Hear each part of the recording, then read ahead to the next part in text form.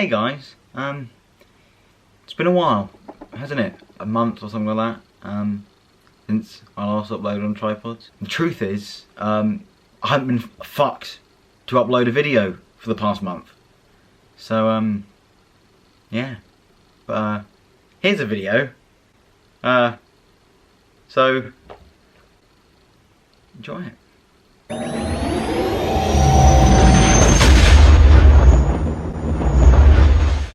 So today I'm basically just going to be teaching, not teaching, I don't know what I'm teaching, I'm not a fucking teacher. I'm just basically telling you guys how you can make your film look more cinematic. A lot of people make these really good short films that have a good premise and whatever, put a lot of effort into it, but it doesn't have that feel that films have. Yeah, and today I'm basically just going to teach you. What I keep saying teach, it's learn for fuck's sake. Learn? No, I'm not going to learn you. Oh, fuck, this is so bad already. Right, okay, let's restart. You know how films just have that look? We're basically just gonna help you get that look. It was that simple. I'm just gonna help you with the basics. If you're a pro at this is not gonna help you whatsoever. It's for beginners, mainly. You have some of the, like you have a camera or a phone. That'll be pretty, you know, oh fuck, what's the word? Essential, that's it. Today I'm basically just going to talk about lighting. I'm going to be talking about ISO, which is really important. It really helps with that film look. And I'm also going to be talking about software. If you don't have the ability to change ISO in your camera, say you're just using a smartphone, like an iPhone or something, unless you have an app for it, you can't adjust the ISO or the frame rate or anything like that. So I'm going to give you some software that's for free that you can use to edit your videos and make them have the same look as if you were using ISO. If you're happy with your knowledge about one of these things, here are the timestamps for each section, I guess you could say. So firstly, lighting. The lighting equipment that I have available to me is 2 lights, a bouncer, and various lamps that are sort of just sitting around the house. The lights that I have available are on Amazon for 50 quid. I wouldn't say it's insanely expensive, but they're not cheap either. The amount of money you spend on gear is honestly really dependent on how much control you want. If you don't want to spend that much money, you're not going to get as much control. Like if you're using a window, you're not going to get as much control as you would with manual lights, which you can move and everything. As well, if you want a bouncer, bouncers are really useful. If you just have window, get a bouncer, you can direct the light where you want it to go. Whether you're using a window, whether you're using 1 light, whether you're using 2 lights, whether you're using a light and a bouncer, whatever you have, it's really just how much control you want. And that's all it's about, really.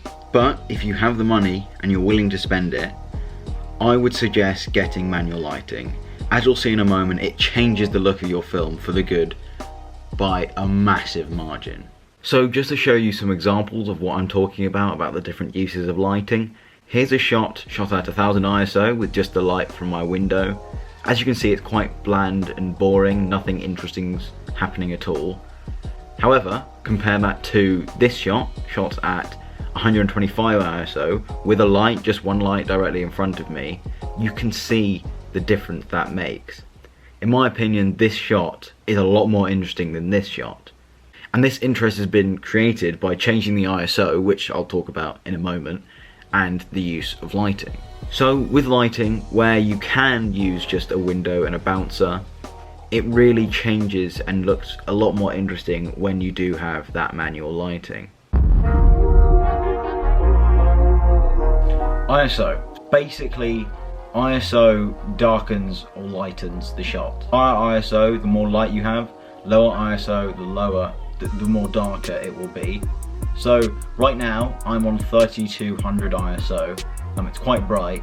Thing is with ISO, it's really dependent on how much light you have. So if you have a really high concentrated light and you're using 3200 ISO, it's going to be really white. It's basically just going to be a white screen.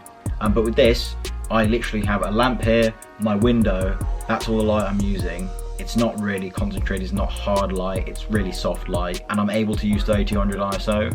Whereas if I was in a situation where I had 2 massive lights either side of me, 3200 ISO would just not cut it. You'd really want to have a lower ISO. Generally, if you want like a more action film or a darker film, you're going to want a lower ISO. If you're going to want like a more happy film or just a normal basic video like I'm doing right now, you're going to want a higher ISO where you can actually see, because you kind of want to see things.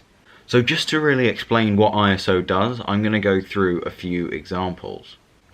This was shot at 1250 ISO, this at 800, this one at 320, and this shot at 125. So all these shots are the same shot using the same lighting, just my window, but they're all a different ISO, and you can really see the effect that changing the ISO can have on the shot. So depending on what tone you want, you could have this shot with 1250 ISO. Personally, the lighting is a bit too harsh for me, and I'd want to go something a bit lower, maybe like a 320 or a 125. But this is where ISO can really dictate the tone of your film. So the software that I'm going to be using is called DaVinci Resolve. It's absolutely free. I'll put a link down to it in the description. You can basically have filmed it on an iPhone and you can change the color gradient however much you want. This is really useful in post-production. Okay guys, here we are in DaVinci Resolve, and what we're going to want to be looking at, there's a bunch of different options here, don't know what half of them do, but this one's the one we're going to want to be looking at, this one here, the one with the colours in the circles, and this is where you can look into colour gradient.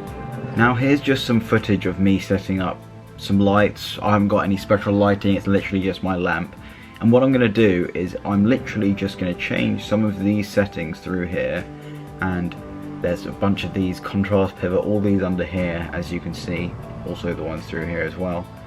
So it's a combination of these things that can make your film look how you want it to look and represent the tone you want it to have. For example, for an action film, you'd want a lot of shadow. I don't know why it's negative, but you'd have negative shadow, and I probably have highlight as well, which makes it darker. And that's what I love about DaVinci Resolve, because there's just so much you can do. I mean, look at this, there's wheels, bars, log, I don't even know what all that is. So literally just by fiddling with a few things, I turn something from this to this. Now something I'd like to make quite clear is that you can't do everything in DaVinci Resolve. You can't isolate the subject if you've put light on the back wall. There are certain things you just simply cannot do, and that's why you need to have a combination of these three things I've been speaking to you about: ISO, lighting, and color grading. If you do that, your film, I think, will look as best you can with the abilities you have. Everyone, thanks so much for watching. I'm Theo from Tripods. Just like, like, subscribe, all that crap. If you liked it, like it. If you didn't like it, don't like it, but don't dislike it, because I kind of like you to like it. Yeah. So guys, regarding upload time, I just haven't been motivated really at all in the past month or so to make any videos, but me and Tim have some really fun videos planned, which I'm very much looking forward to getting into. I will be uploading more frequently, so look forward to that. We also have a really big project planned, which is probably going to take like 3 months to do, so look forward to that as well within the next 3 months or something like that. See you later for another video. Yeah, see you later. Bye.